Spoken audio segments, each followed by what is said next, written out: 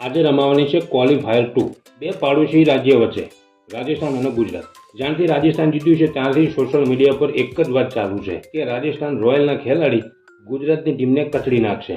પણ જે લોકો ગુજરાત ટાઇટન્સથી નફરત કરે છે ને એ લોકોને કહેવા માંગુ છું, જો ગુજરાતના ટોપ ઓર્ડરમાંથી એક ખેલાડી પણ ટકી ગયો ને તો રાજસ્થાનની હવાબાજી બધી કાઢી નાખશે. તમે જેટલી ગુજરાત ટાઇટન્સને હલકામાં લઈ રહ્યા છો એટલી હલકી ટીમ નથી. ભલે આરસીબીની હોમે 255 રનનો ટાર્ગેટ અમારાથી ચેન્જ ના થયો, એનો મતલબ એ નથી કે ગુજરાતની ટીમમાં કાંઈ લેવાનું નથી અને હલકામાં લેતા પણ નહીં. આઈપીએલમાં 10 ટીમો હતી, એમાં 9 ટીમો જોડે 7 થી 8 નંબર સુધી બેટિંગ હતું. તો શું કરી લીધું?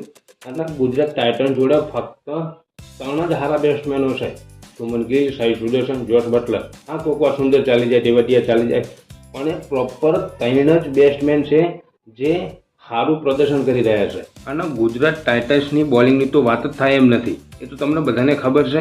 અને બાકીની 9 ટીમો જોડે 7 થી 8મા નંબર સુધીનું બેટિંગ ઓપ્શન છે, તો એ શું ઉખેડી લીધું છે? ગુજરાત ટાઇટન્સ જોડે 3 ખેલાડીઓ હોવા છતાં ટોપ 2માં ફિનિશ કર્યું છે અને 7મા 8મા નંબર બેટિંગ કરવાવાળા કોઈ દેખાતા બી નથી. એટલે ગુજરાતની ટીમને હલકામાં લેવાની જરૂર નથી. એ તો આજે તમને દેખાડી દેશું કે ગુજરાત ટાઇટન્સ શું ચીજ છે. અને મને તો એ જ ખબર નથી પડતી કે લોકોને ગુજરાત ટાઇટન્સથી આટલી બળતરા કેમ થાય છે. બધાને મરચ જ લાગે છે.